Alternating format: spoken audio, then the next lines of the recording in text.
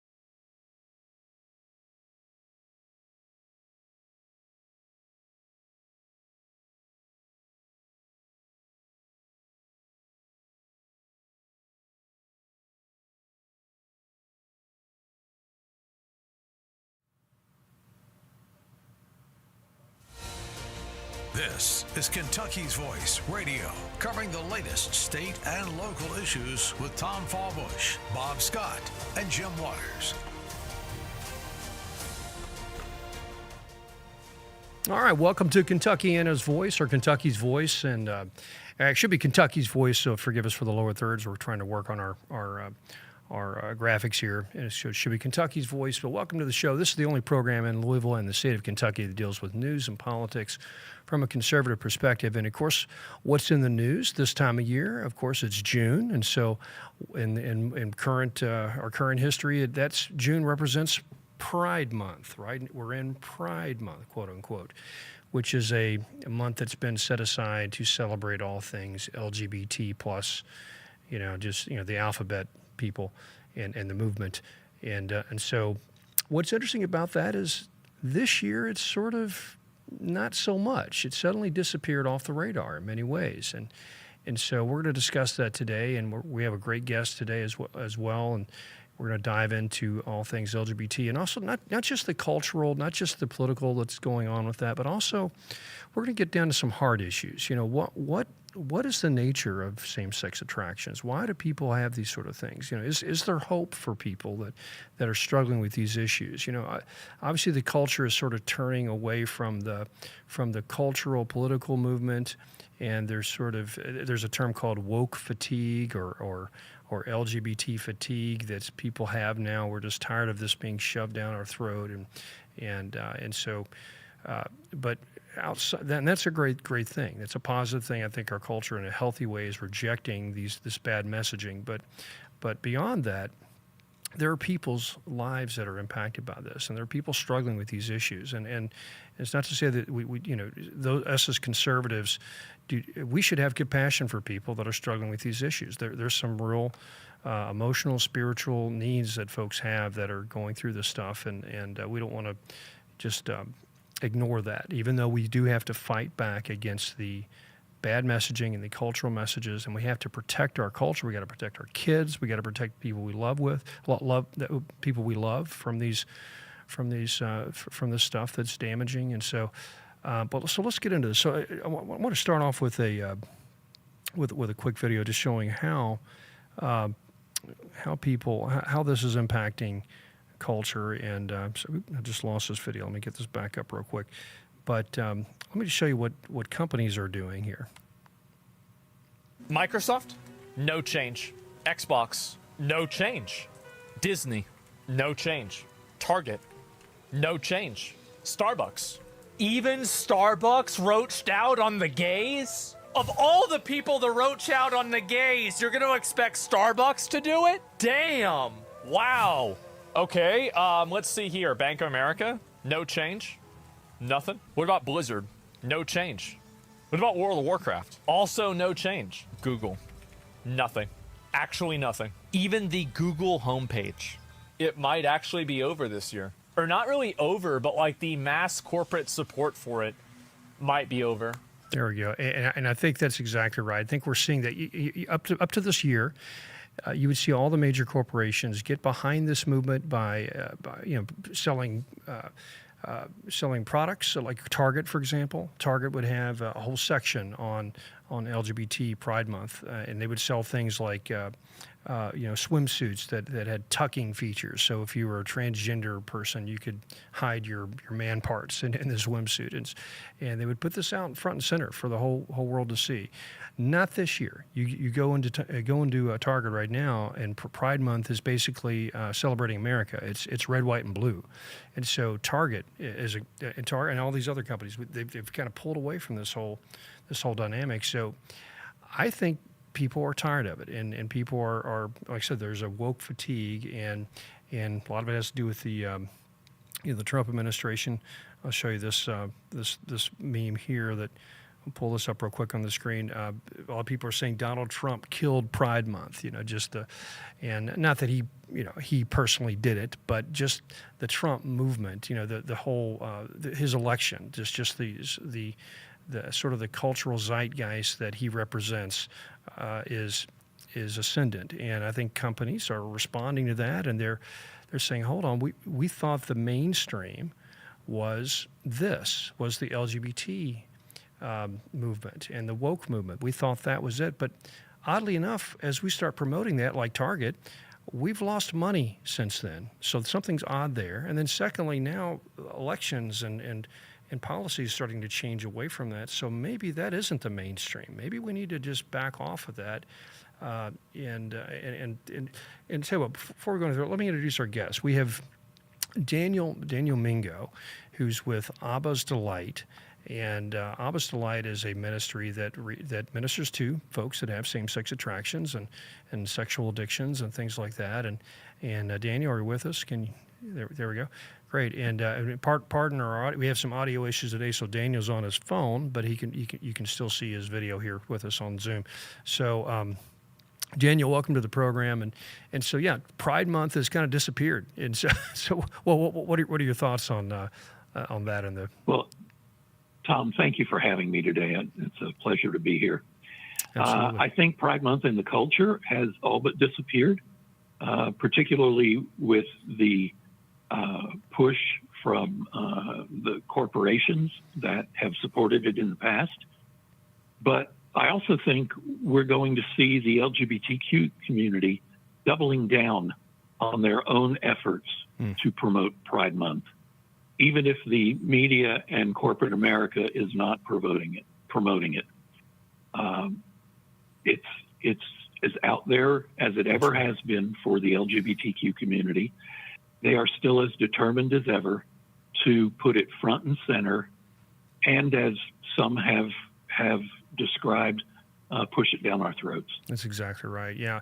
And what's interesting is, I don't feel like this movement over the past decade, well, it's really longer than that, but really the past decade is when it's really gained traction. Ever since the Obergefell decision where, gay marriage was legalized through the Supreme Court, ever since then, the movement gained so much traction, and they saw some success, and I think they got puffed up with that success, and no longer is it just about, we need you to accept us and just tolerate us. It's not that. It's like if you don't now celebrate us, and if you don't actually put up the pride flag in your cubicle, or if you don't put the pride flag up in your business, we're going to fire you, or you're going to get canceled, or there's going to be some sort of consequence. So it became sort of a mafia-like tactic of just cultural enforcement of this movement, and and they just went too far. That's typically what the left does in general. They always go one step too far, where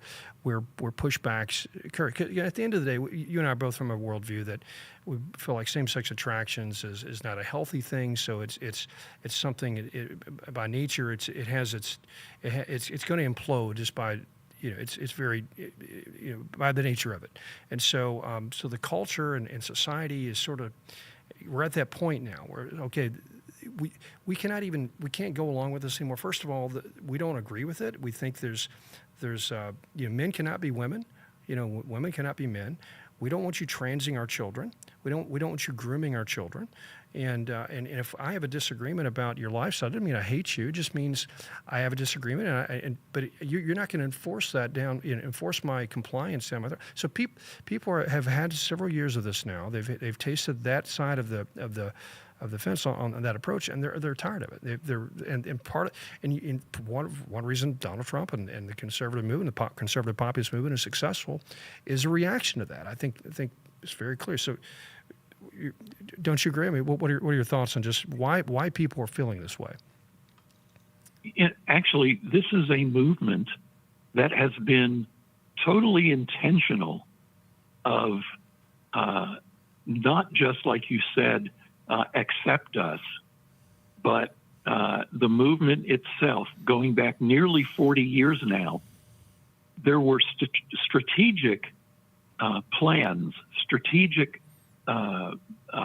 events that the LGBTQ, those who were pushing their agenda, would do. And an article was written about this by actually a fellow Kentuckian in 2016. His article is called "The Campaign to Overthrow Straight America." And it talks about this concerted effort by those pushing that LGBTQ agenda to normalize LGBTQ life in America so that you wouldn't only accept it, but everyone who opposed it would be shamed and silenced and canceled. That's exactly right. And the last holdout for them in this push has been Christians and the church overall. That's right. That's right. And we are seeing it now. And now we are seeing the pushback, as you've mentioned, because America is tired of it. That's right.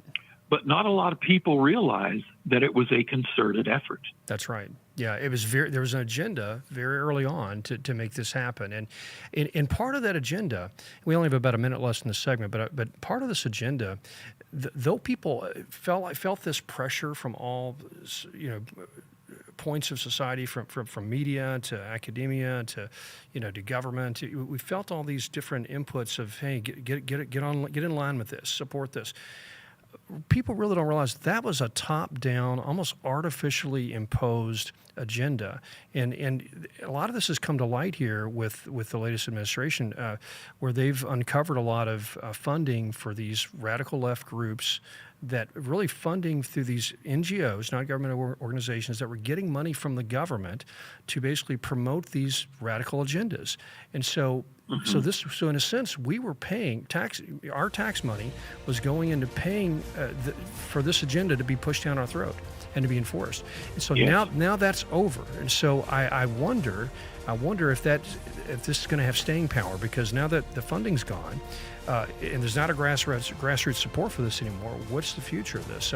So we have about 10 seconds left. We're going to come right back with Daniel Mingo with Abbas to Light. We're talking about the LGBT issues, but Pride Month looks like it's over.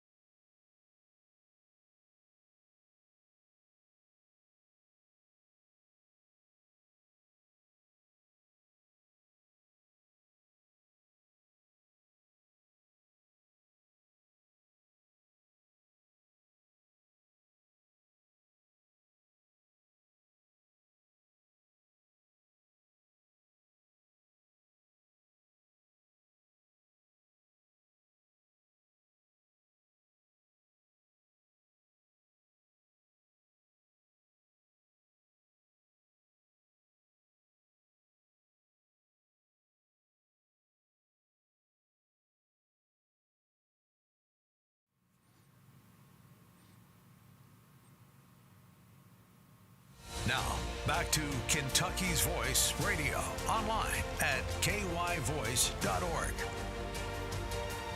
All right, welcome back to Kentucky's Voice. We're talking about Pride Month, or what was once called Pride Month. I think we might change it. Maybe it's still Pride Month, but maybe it's, I don't know, Family Pride Month, maybe. Maybe it's just Pride in America Month, but it's certainly not going to be LGBT Pride Month anymore, because that seems to be going by the wayside. I think people are rejecting that. They're not going along with it anymore. And there's, people are just we're just tired of being forced to support this agenda, which is really contrary to the well-being of our society and culture and individuals involved in that movement. So, but we're talking with Daniel Mingo with Abbas to Light, and Abbas to Light focuses in on helping people with same-sex attractions and and sexual addictions. And so Daniel's got a tremendous amount of experience dealing with this issue for many years. For 22 years, he's been working in this ministry. And Daniel, between the break, we were talking about just some of the history of this movement. And you and I were both middle aged, so we've been exposed to media and culture for decades. And you could just see, you could trace it. Let's go back and look at these cultural moments over the past 30 years where this movement has gained traction and adherence, and like in the 90s. Like the 90s, some of the big programs and movies that were out there, like what are some of those that were really made the difference to try to move this agenda along? Like, Tom, we're having trouble with the sound again. Oh, are we? Okay. I didn't hear most of what you said. said. Got it. Okay, well, basically, so we'll get this fixed here in a moment, but there's programs like Will and Grace, and Queer Eye for the Straight Guy, all these movies and television shows that were written in, scripts were written to where always the LGBT character was the hero. They got the best lines. They got all the best jokes. And of course the bunt or the foil of every program was somebody that's more of a traditionalist or somebody that had maybe uneasy with that. And so they were always made to look like the fool, or they were ridiculed. And so it seems like Hollywood started doing that in the 90s, and then in the 2000s and 2010s, it just full throttle. And once gay marriage was legalized, that just really took off. And it seems like companies and like Disney, for example, they would get these activists running departments, and that their whole reason for being was to change the company to reflect those sort of worldviews. Like Disney became just basically a woke LGBT, activist organization. It wasn't for kids and fun anymore. It was just, how can we change the American culture to go queer? And so, any thoughts on that? Well, you're absolutely right, Tom. There was a big push. It was all part of the original agenda to make LGBTQ life mainstreamed. It was all part of the agenda to make it acceptable, to make it the norm. And it was all part of the agenda to be able to shame and ridicule and come after anyone who didn't buy into that agenda, hook, line, and sinker. Exactly. Right. And while we may see a little bit of a back off from that, from the media and from Hollywood, I think we're still going to see the push from those who are within the LGBTQ community that still want their original vision pushed to the rest of America, as much as they are able to do that. The question is, will they have the enforcement power that they've had over the past few years, where if someone spoke out against this, you would have a coalescing of every power structure in our society to come down on you and cancel you. And I just wonder if that spell has been broken and people will now feel like they have this strength to resist. And what are your thoughts on that? Well, I think people will certainly be empowered by what we're seeing from this particular administration, and how President Trump has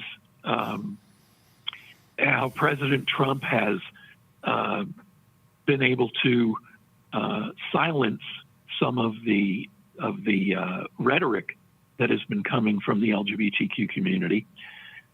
So I think it will remain to be seen what the rest of that looks like in the country. Yeah, exactly right. And I think the key issue that has really turned sort of the average person that may not be vested in this emotionally, as you or I, because you or I we're both Christians. We have a Christian worldview. We know there's a sin nature in people, in all of us, and we're all sinners, or we're sinners, and so we understand there's a spiritual component to this.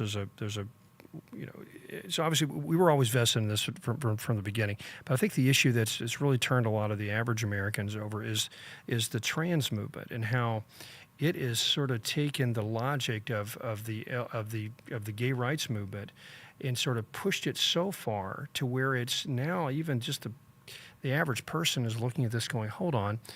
Now, it used to be, okay, we accepted gays. Now you want us to accept that men can go into women's bathrooms and men can play in women's sports.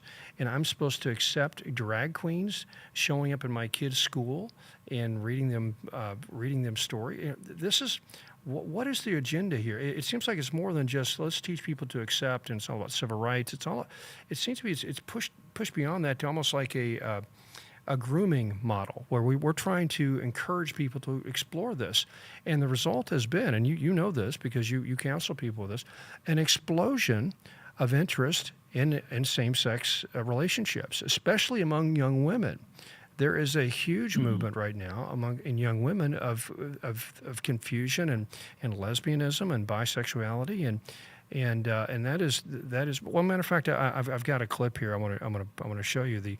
There's someone who's a famous gay pop star by the name of JoJo. It's JoJo Riley, I think is her name, and she was this gay pop star, and she would go to Pride events, and she was a young girl, and she came out as a lesbian and was celebrating Pride.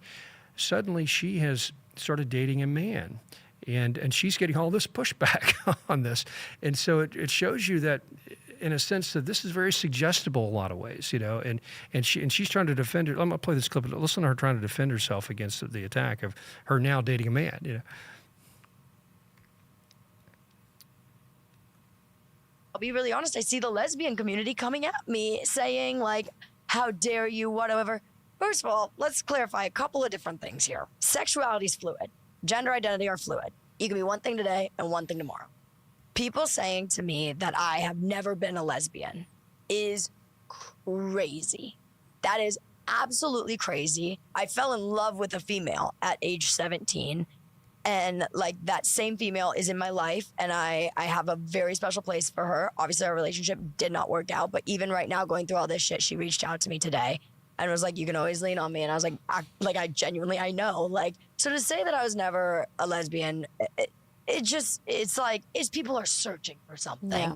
But also, why is it not okay to say that I feel more queer now? And I think I was very open. I think a lot of people just jumped and said, oh, she's not a lesbian because, and I think that's just crazy again on people. But people love a story, and I can't blame them. But it's funny. It's funny how that really ticked people off when the whole thing in the LGBTQIA community is like, sexuality is fluid. Like, God, when I came out as pansexual. Then I came out as lesbian. Then I was like, maybe I am pansexual. But then maybe I was like, nah, maybe I am a lesbian. Then I was like, maybe I'm bisexual. Then I was like, you know what?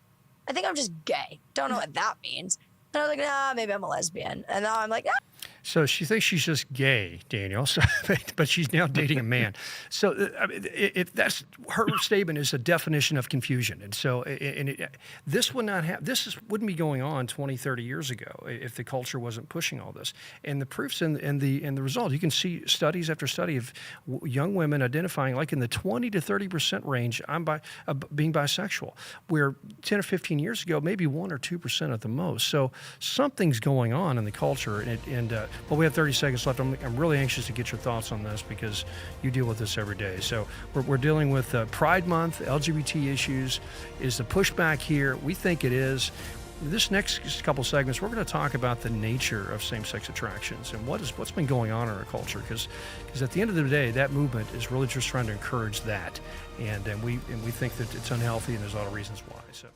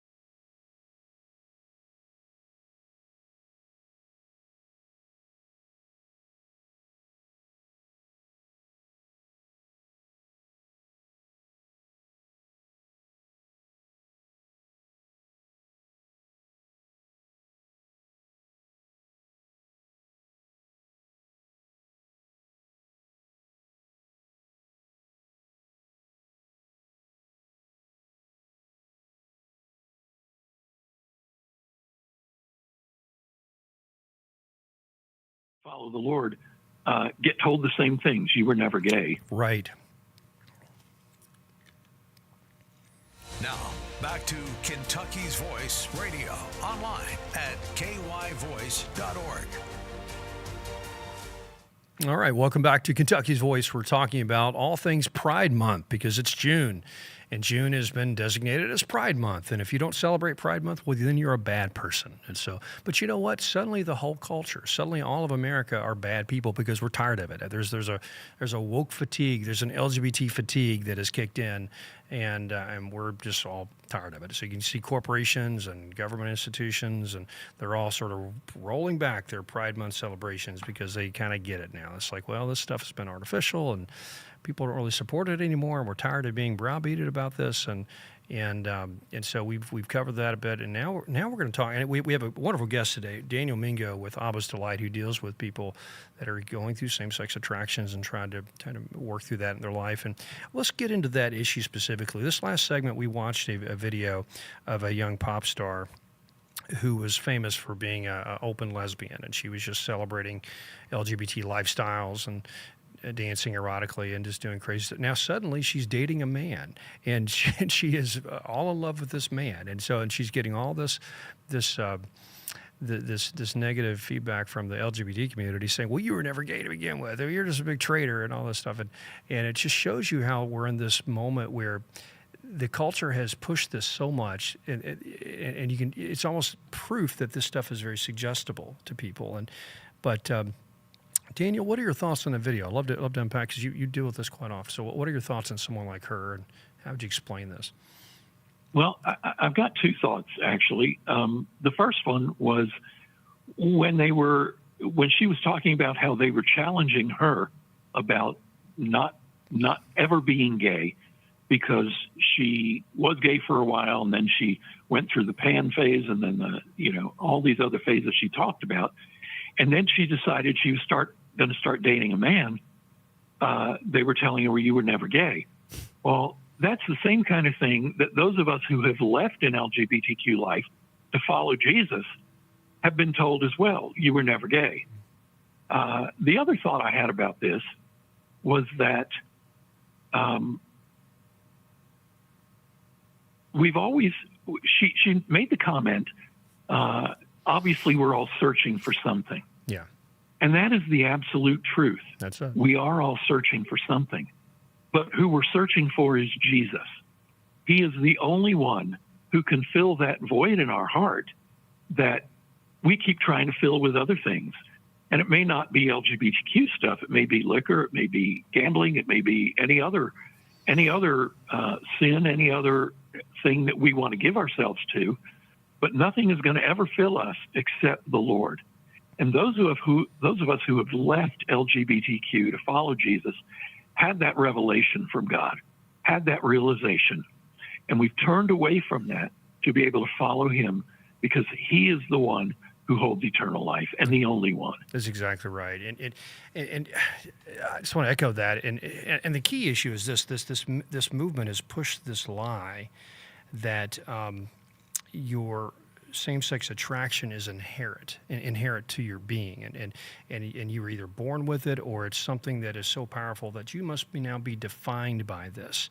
Your definition of your humanity is how you prefer to have sex, or how you prefer to be romantically engaged with someone. That's how we define you. You're gay, and you're straight. Mm-hmm. No, you're someone with you're a man or a woman with a same-sex attraction, and that might be healthy, it might not be, and so that's debatable. That's not. You're just a human being. We're not talking about a special identity, like the same thing as being say you're an African American, or you're a Pacific Islander, or Asian, or you're a man or a woman, which are immutable characteristics you're born with. That's a different category than someone that has an attraction and then chooses to live out a lifestyle that way. That's different. But let me pull this up real quick. There's a great post I found the other day. If you can, guys in the back. This is a post from on X. It's a woman that made this. She goes, gender dysphoria never goes away, they say. The only treatment is to transition. But then she said, mine did. Instead of taking my testosterone prescription, I left social media, went to the gym, went hiking, spent time around people, listened to non-woke voices, and suddenly my dysphoria went away. And so, yes, I mean, this stuff it's very much an attack of the mind, and it's in this cultural weight that's been put on people, especially, and I would say this, women tend to be a little bit more susceptible to this because women are wired to kind of take cues from what's going on in culture. They're more they're more oriented to community building and what's social cues and there's biological reasons for that. They need to build a community to raise their children safely, and so there's a lot of instinctual things that women are kind of plugged into cultural messaging a little bit more than men, and so that's why I think you see a whole explosion of lesbianism and bisexuality, and represented by this pop star that's going on with young women right now. And it's obviously there's a lot of same-sex attractions, homosexuality going on with men, but if you look at the rates, it is like exploding in women, but it's definitely high in men. But Danny, what are your thoughts on that? I'm holding an article here. They're always telling us to follow the science. I'm holding an article here from an American Psychological Association researcher, Dr. Lisa Diamond, who wrote this article in 2016 that talks about that we've got to stop telling people that LGBTQ folks are born that way, because the science just isn't there to prove it. That's right. Now, you never would have heard about this article from the mainstream media. Never. You never would have heard about this from them. But it's just not true. And my belief is that the LGBTQ community, especially those who are pushing their agenda, they know the truth that people are not born that way. The science was never there. Those who proposed, reputable scientists who proposed theories of a gay gene back in the 90s, studies that were done were never replicated. Nothing was ever proven. But the LGBTQ community is still promoting that lie. They want to continue to make America believe, and the world believe, that people are born LGBTQ, and it's just not the case. This is not the case at all. Well, let's assume that's established. So that's an established fact. However, there are people that have these attractions, and so let's dig into that for a minute. I think with women, I think it's a little more suggestible. I think culturally they can kind of go in and out of relationships. Proof is that what that lady we just saw. I mean, she's one minute she's a lesbian, next minute she's got a boyfriend. So women, I think it's very fluid. With men, it seems to be a little more fixed, and so there's I've talked to many gay men. I hate to use the word gay men because I don't like to describe them as gay. They're men with same-sex attractions who've claimed they've had these from early on in their life, and they struggle with it, and it seems to be a little more of a challenge for them to kind of work around those issues. But where do you think it comes from in men? It specifically, what is the nature of this? Well, there are a lot of contributing factors. 50 to 60% of guys who identify as LGBTQ were sexually molested. Okay. 50 to 60. It's actually even higher than women, higher than in women. Yeah. Women, it's usually 60 to 70%. Yeah.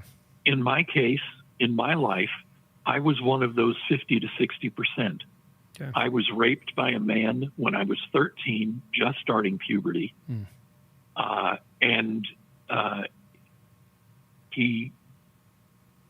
was caught totally by surprise by it. And then I held the secret. I never told anyone about it until decades later. And you cannot imagine how the psychological impact of that kind of trauma, right, not just in my mind, but on my body, had in my life.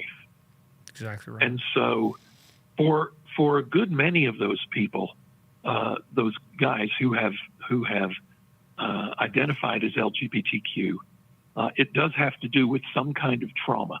Mine was a physical and emotional trauma. but there are other kinds of trauma as well. There are types of relational trauma where the young boy has not connected well to his father. If there is a father in the picture, so many guys in current decades and recent decades, they don't even have a dad in the picture because of divorce or because of abandonment. That can be a contributing factor too. Yeah. And there are others that we could talk about, but I'd say those are the main two. Yeah. Sexual abuse and relational trauma. Relational trauma. I see that as a pattern. I've known some men with same-sex attractions. I have some in my own family, and who I love dearly, and there is a common theme there. There's a common thread of father issues and lack of a father, and father not being in the home, and even when it comes down to beyond just the attraction issue, just some of the behavioral, instincts, and because for example, if you're just raised around a family of nothing but women, it's sort of the way you interact with life becomes a bit feminized, and so there's a lot of young men that can be somewhat feminized because they haven't been exposed to strong male role models, and so now they don't necessarily have to have same-sex attractions. They can just be a feminized man. I've seen that before in my life. The church sees a lot of that, especially in the worship teams. You get a lot of guys that are, is he? No, he's straight, but boy, he can sing real good. So there's a lot of that going on too. But so. You're right. I think childhood development is so not understood well enough in this, especially with this particular issue, and with men, like you said, trauma, abuse, and family and father, lack of father issues, lack of a loving father. We got about a minute left. Let's go back to women. So women have similar issues. It's often, some sort of can be abuse from a man, and then they just turn off to men, and so. Yeah, for women, it can be abuse. I just noted their statistic. It can be sexual abuse in women, but for a good number of females who are now identifying as LGBTQ, I think it's somewhat of a social thing. Yeah. They want to be accepted. They want to fit in somewhere.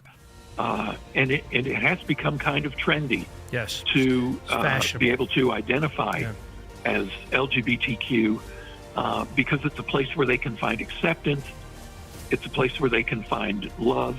It's a place where they can find things that they're not getting in their current life. And they figure this is a community that will reach out to me and accept me and hang on to me. That's right. Yeah, it's a very fashionable, basically a social contagion. We're going to talk about more of that next segment.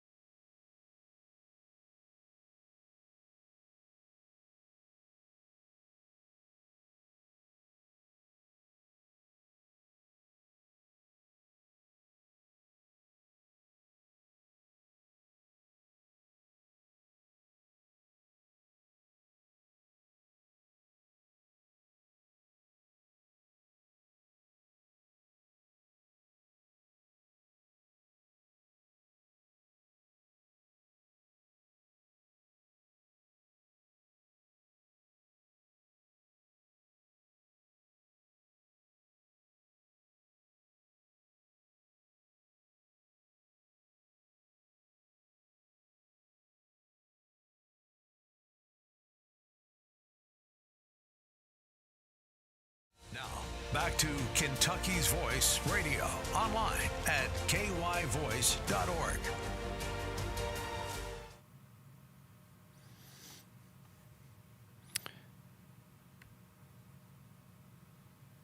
The United States cannot possibly reach its full potential unless our people feel supported to be themselves. Discrimination against our LGBTQ plus community is unacceptable. It holds us back, and in my Kentucky accent, it ain't right. There we go. Our governor, our wonderful governor, our Governor Mom Jeans, or as I sometimes call him, Governor Bashir, because he's doubled down on that issue so much, and he's done it in a way where he uses his faith very often to justify it. It's like, my faith tells me that I need to support this LGBT movement, and that's why I feel like you should trans your kids, because I'm such a faithful Christian and I care so much. I think it's right that I allow this movement to trans your kids. And it's really just it's sickening, and we need to just call it out for what it is. It's grooming children, and he's supporting it. So I hope he doesn't get very far in his chance for presidency. But that's another topic. But we're talking about Pride Month and all issues LGBT. And we have a wonderful guest, Daniel Mingo, with Abba's Delight, a ministry who's been around for 22 years, helping people with same-sex attractions. We were talking about just the nature of this stuff, why men fall into same-sex attractions, why women do, and we were talking about in the last segment how women seem to be a lot of women are pursuing, a lot of young women are pursuing this lifestyle now because it's fashionable. It's like I said earlier, women are very suggestible from a cultural standpoint in a lot of ways. So they want to go along with the crowd because they're just more communal by nature, and just women are different. And then you add to that, Daniel, social media, which is just a built-in automatic propagandizing system, because once something gets into your algorithm, it just keeps coming at you like a flood, and suddenly it can convince you that you're this way, and because it's constantly messaging you these things, and so that has to play a role right now, and what we're seeing with young people. Yeah. The culture has done a wonderful job of presenting their product. And social media is a part of that. It has picked up on that, and it's the kind of thing where they make it look so attractive. So anyone who is dissatisfied with their lives, and there's a lot of young people who are dissatisfied, they're disillusioned with life. Yeah. They just don't feel like they're welcomed and accepted right. in the part of the culture they want to be welcomed and accepted into. So they go looking for something else. And the LGBTQ community has done a really good job of making it look attractive. Yeah. And I think that's the reason why so many thousands and thousands of people are leaving LGBTQ to follow Jesus, because the reality never lived up to the hype. Yeah, that's right. And it falls short. That's well said. It just completely falls short. Yeah. Let's unpack that. I'd like to comment on that, though. It's almost like first of all, teenage angst and just development into young adults is always just filled with a lot of challenges, emotionally, spiritually. And you look at every generation, you always have this group of kids that can get involved in some sort of subculture that is counterculture, that is sometimes interesting and kind of creative, and sometimes it's kind of dark and twisted. I mean, look, 20, 30 years ago, you had the goth kids, or before that, you had the kid, the heavy metal kids that were into drugs, or before that, it was the hippies, and before that, it was the beatniks, or, there's always these little subcultures that develop to build a sort of quasi-community that's attractive to people that are going through this angst, and it's almost like it's like a pseudo religion. It's like, hey, come to this group of people that are very accepting, and we've got this new way of looking at life, and we're gonna challenge the mainstream, and all your problems are really because of this issue, and if you just now accept this new ideology and way of life, and you're gonna have this new happiness, and it's basically a pseudo religion, because we all are looking for something. We have this God-shaped hole in our life. God created us to have a connection with Him. We don't have that connection with Him. We don't have Him in our lives. We're always searching for something. So very often these movements, right now the LGBT movement is kind of trying to fill that hole. And I'm sure you see that as not filling that hole. Exactly. Yeah. And there's actually a revival going on in the LGBTQ community. It's been going on for the last several years. There's an organization called Rainbow Revival Freedom March. I've been a part of this organization since it started. I've had an opportunity to share my testimony at some of their Freedom March events. They have one every year. This year it's going to be in Portland, Oregon, in August, and it's people who have left an LGBTQ life to follow the Lord. And during this day of this Rainbow Freedom March revival, they will have testimonies of people who have left LGBTQ. They will have worship. They will have prayer. They will have people getting baptized. And this has been going on now since 2018. And again, something you won't hear through the mainstream media. But this is a wonderful organization that I've been a part of. And there are people who are coming to the Lord every day. They are realizing Jesus is better. Jesus is better than LGBTQ. Jesus is better than having a same-sex relationship. Jesus is better than trying to change who God created me to be. And again, it all falls short in comparison to what Jesus offers in His gift of salvation to us, in His gift of eternal life, in His gift of the abundant life that He promises us. Does this mean all of our problems are going to go away? Does this mean all of our unwanted attractions are going to go away? No, it doesn't necessarily mean that at all. But it means that we have the power of God operating in our lives to be able to separate us from what the devil wants us to give ourselves to. That's right. That's right. And everyone struggles with sin. Everyone struggles. Even heterosexual inclined people have struggle with attractions. I mean, men, their basic nature is to, want to sleep around with 20 women. If they, and we have to subdue that nature, and so. And the goal in ministry isn't to go from one lust to another. Right. The goal in ministry is holiness. Holiness. Right.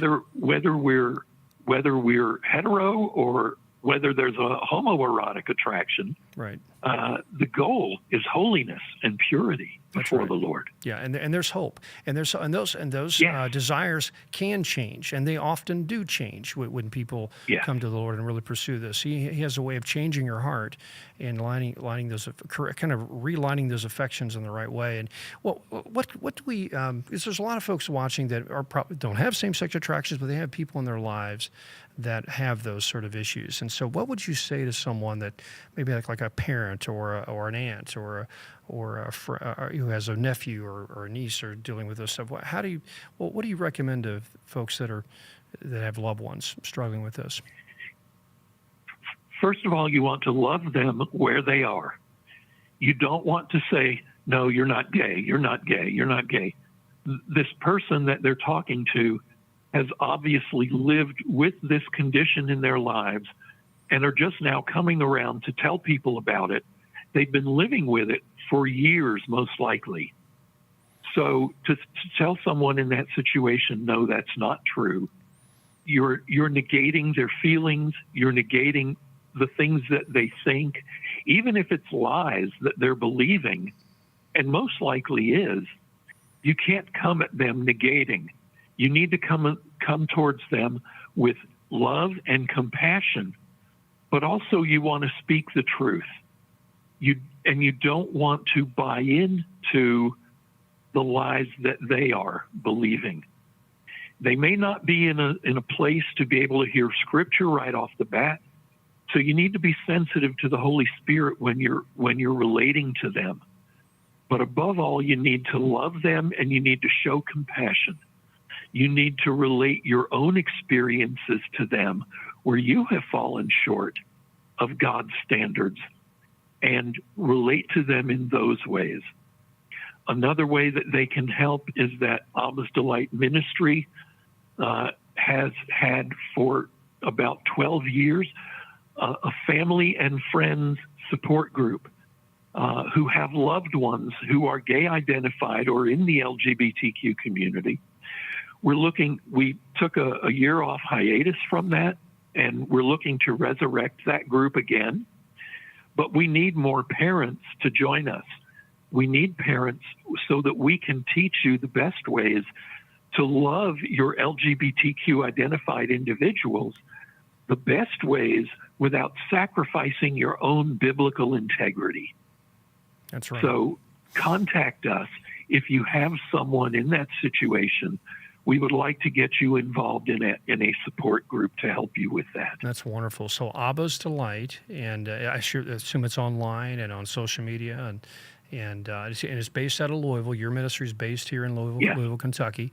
And so, I would encourage you, if you're listening and have folks in your life that you care about that are struggling with this, to get some support, get some perspective on how to deal with this. And boy, love is key. It really is. Love balanced with truth, because a lot of people on the LGBT side of things, so you're not loving, you're just a hater. You don't love me. You're not accepting me. You're not affirming everything about me.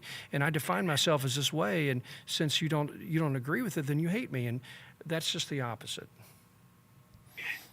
That's true. The best way to love someone is beginning with grace, followed up by truth. But there's a lot of truth that is not necessarily just scriptural. So there's a lot of truth that can be spoken to those individuals that way. Yeah. People can find our website at abbasdelight.com, ABBAS, the word delight.com. The contact information is there, and we would love to be able to reach someone. One of the things I want to mention too, just we here have at 20 the end. seconds. Yeah, go ahead. Yeah, go ahead. Got it.